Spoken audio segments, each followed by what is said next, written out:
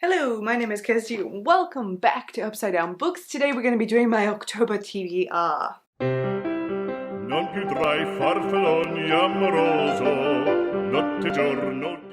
If you are new here and you don't know how my TBR Jar system works, then make sure that you go ahead and watch my how-to guide. If you have any questions or queries or don't understand how something works, I explain everything there. Now I'm very excited to be picking my TBR. I'm also terrified that October is this close. I'm continually scandalized by how quickly the months go by, so it's like mildly depressing that I'm already on to the next month and I'm still trying to finish my previous TBR, but that is the gauntlet that we throw down for ourselves as bookworms. So I'm really looking forward to picking my TBR for October. I will announce now in this video that I will not be doing a TBR Jar game in November. November is going to be a TBR Jar free month for me, but I will explain reasons why and what I'm planning on reading closer to November, because let's not think about how soon Christmas is coming. So enjoy October, because you're not going to be getting another TBR Jar like this until January, because December is a special TBR Jar month for me, so let's get excited about it. And it's also Halloween coming up, and so I do have some additional things that I'm laying on the table for me to choose from in terms of what I'm going to read for this month, so stay tuned to hear about my additional challenges to myself. Because I will be picking extra books this month for October to celebrate Halloween to some degree, I am not anticipating I'm going to get through all of my TBR like for real this time. I mean, I never do. I really am just going to be giving myself a broader selection of books than usual for me to pick from. So without further ado, let's get into picking. 6 books to pick. Double pick will be coming from my backlist TBR, even though I really want to pick it double from my presents, but because of my 300 TBR challenge, which I explained in my book haul, you can go and watch that if you haven't heard me talk about that, I want to try and focus on getting through some of my backlist. So what should we start with first? That's a great question. So we're going to be picking from my diversity jar first, which I'm very excited about. There are just so many amazing books in here, and particularly the Indigenous books. I'm really hoping one of these gets picked out this month. I think that would make me really happy, so we will see what comes out. Da.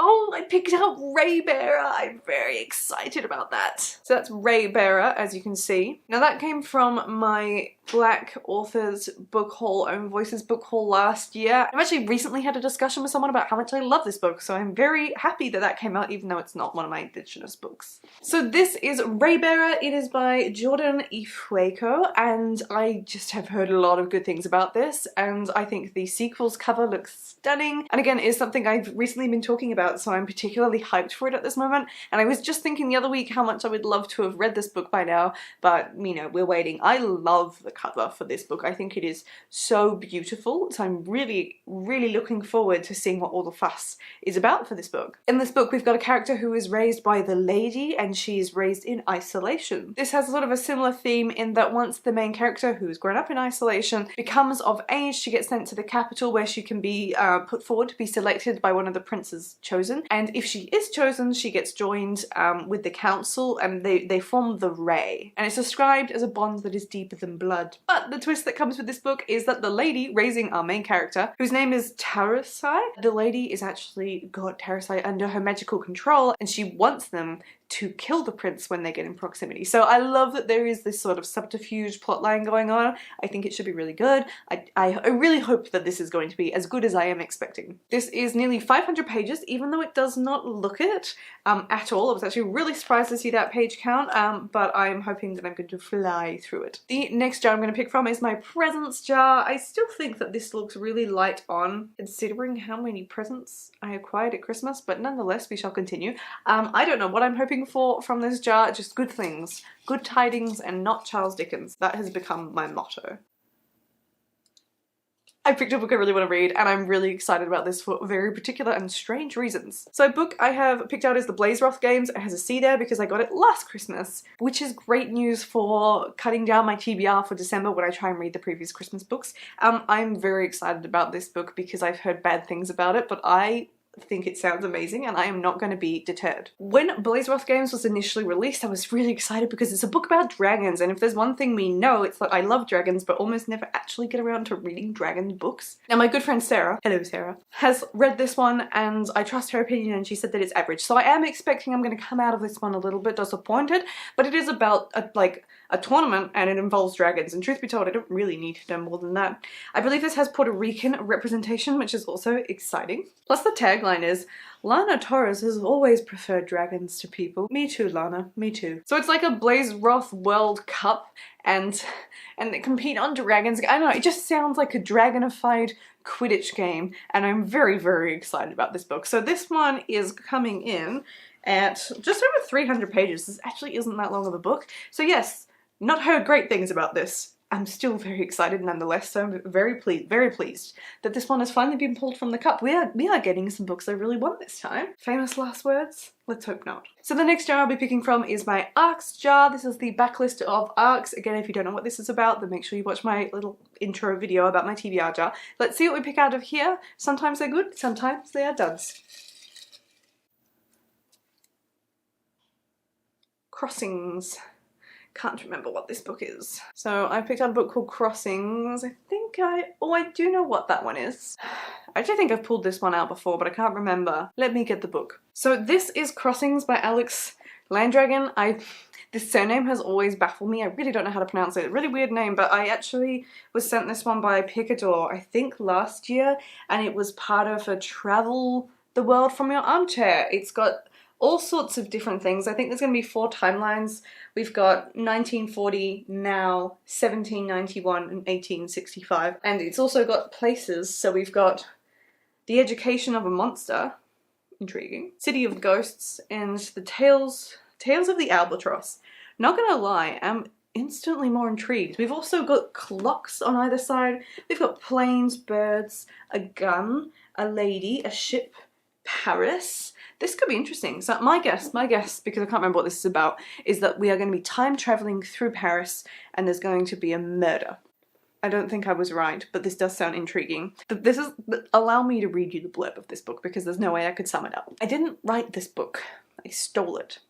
A Parisian bookbinder stumbles across a manuscript containing 3 stories, each as unlikely as the other. The first, The Education of a Monster, is a letter penned by the poet Charles Baudelaire to an illiterate girl. The second, City of Ghosts, is a noir romance set in Paris in 1940, as the Germans are invading. The third, Tales of the Albatross, is the strangest of the 3, the autobiography of the deathless Enchantress. Together they tell the tale of 2 lost souls peregrinating through time. Now that is not a verb I'm familiar with. Peregrinating. An unforgettable tour de force. Crossings is a novel in 3 parts, destined to be read in 2 different directions. What? Spanning 150 years and 7 lifetimes. Why have I not read this book? This sounds amazing. Okay, I'm instantly intrigued. Okay, I'm not as upset as I originally was. I think this sounds very interesting. Ooh, oh my gosh. Is that, look at this guys, is this what I think this is? There is a little pointy finger saying page 11.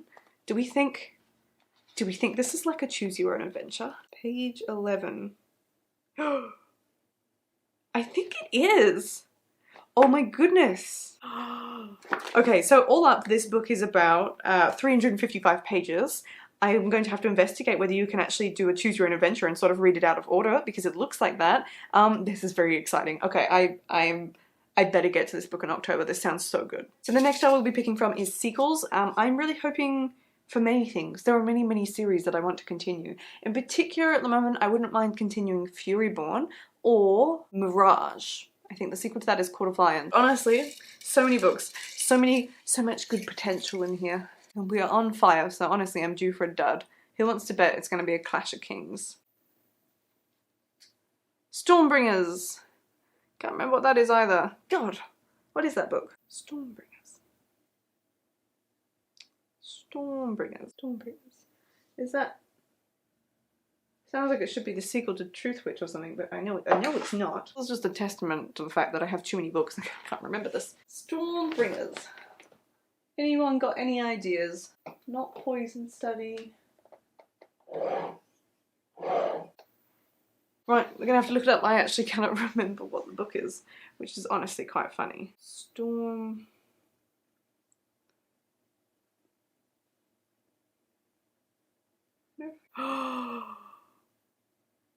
No way. I can't believe that. That is so exciting. Right, I know what that is. No wonder I didn't remember. I actually had no idea what this book was titled. Okay, so the exciting thing about this is that it's another Philippa Gregory book. It is this book here. It is the sequel to Changeling. I read Changeling in like January or February of this year, and I actually borrowed it from the library in one of the rare times that I go to the library. I loved it so much that I went and bought the next couple of books from a secondhand bookstore when I found them in there, and I was really, really, really excited about this. I have been obsessively thinking about this series ever since finishing book one. We all know I currently have like the beginnings of an obsession with Philippa Gregory. I picked one of her books in my previous TBR for September, and I'm so excited that I picked this book out. I cannot stop thinking about this world. I have been thinking about going rogue and picking up this book and just reading it because it's really, really short. This book is like less than 300 pages long, and it was so easy to read the first one. And I've genuinely been like, I could just read this one on the side. No one would know. My TBR wouldn't suffer that badly. I'm so excited that this is the sequel that I've picked out. Like, I'm really, really, really excited about this book. This series is awesome. It is a medieval fantasy. It is the only fantasy that I think Philippa Gregory has written. It is set way back when, and it was about this princess who, after her father's death, her brother dupes her into basically kicking her out of the castle and puts her in a nunnery. And the stuff that goes down is just hilarious. There's a nuns getting up to no good, deaths, etc., etc. And then there's like a hero, a guy, I can't remember what he is. I think he's part of a religious order, and that's also like got some funny things about his relationship with the religious whatever. Anyway, it's just really, really funny, and there's just sort of this cohort of people between her and the guy going on these quests, doing these things and making the world better. I can't recommend this series enough. You really need to read this if you have not read this yet. This is thrilling. This is very thrilling. Thumbs up to the TBR jar for this month's selection. So that leaves us with the backlist. So no pressure to the backlist jar for, you know, you gotta keep up the game here. We gotta keep up the standards. We need to pick out some excellent reads that will match the intriguing pile that I have so far for this month.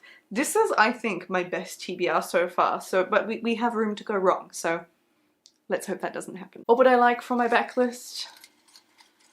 Oh, the Tattooist of Auschwitz. I would love that to get picked out. Honestly, there are just so many books I'd love to come out here. So let's do one right from the bottom and one right from the top. Very hard to get to the bottom. We've got one. Okay. The nerves are real.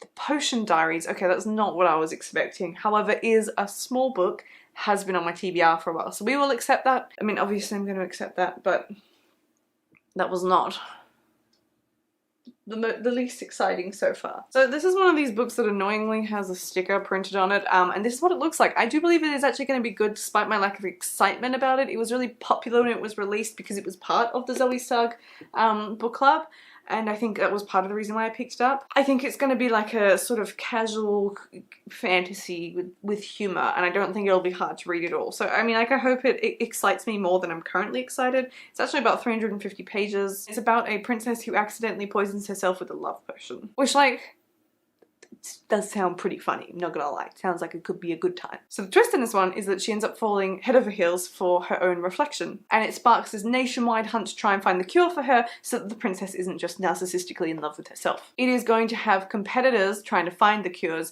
and they're actually going to be traveling over lots of terrains. I'm not gonna lie, the more I familiarize myself with this plot, the better this is sounding, and the more I'm questioning why I haven't read this yet. Is this a queer romance? Oh my god. So we have a female competitor with an extraordinary talent. Ooh, so she's an alchemist, one of the most respected alchemists in the kingdom, who have fallen on hard times, so they're going to use the hunt to find the cure to save their reputation.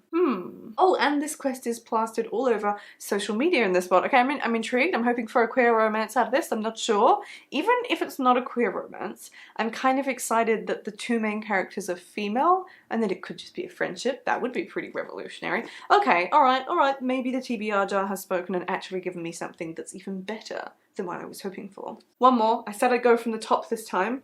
So from the top we shall go.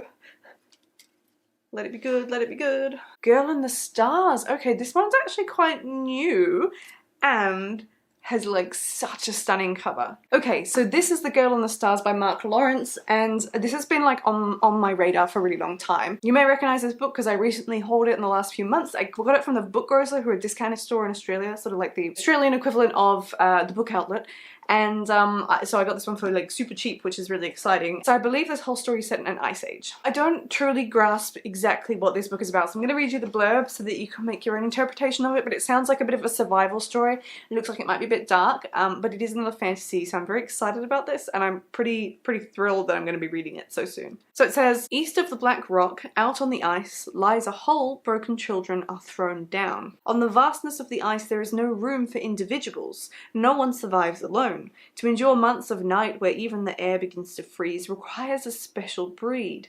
Variation is dangerous, difference is fatal. And Yaz is different. Torn from her family, from the boy she thought she would spend her life with, Yaz must carve a new path for herself in a world whose existence she never suspected. A world full of danger. For beneath the ice, Yaz will learn that Abath is older and stranger than she ever imagined. When she begins to challenge the cruel arithmetic of survival that has always governed her people, she will learn that her weaknesses are another kind of strength. It's a very sort of abstract blurb, but I'm quite excited for it and I'm hoping for good things. I have never heard anyone talking about this book. I do not know what the average rating is. I do not know what the general consensus is, so we are going to be delving into new territory here to see if Mark Lawrence might just be a good author or not. So my favourite thing about what I've picked out for this month for my TBR is that every single book is fantasy. I think this is the first time I've had such luck where an entire TBR is fantasy to some degree. So this should be a pretty darn good month. However, we're not done yet. I fooled you. You thought I was going to wrap up. We have a couple of other things to discuss. So October's Halloween, and for the last few years I have not participated in a tradition that I actually like to participate in, which is a tradition I hold with myself. Now I say tradition, I'm saying that quite loosely because I think I've only managed to do this twice, but I have a favourite classic that ties in very nicely with Halloween. If you've been here for a while, you may know that Frankenstein by Mary Shelley is actually my favourite classic. In fact, one of the very few classics I've enjoyed reading. Jane Eyre is the other one. I love this book.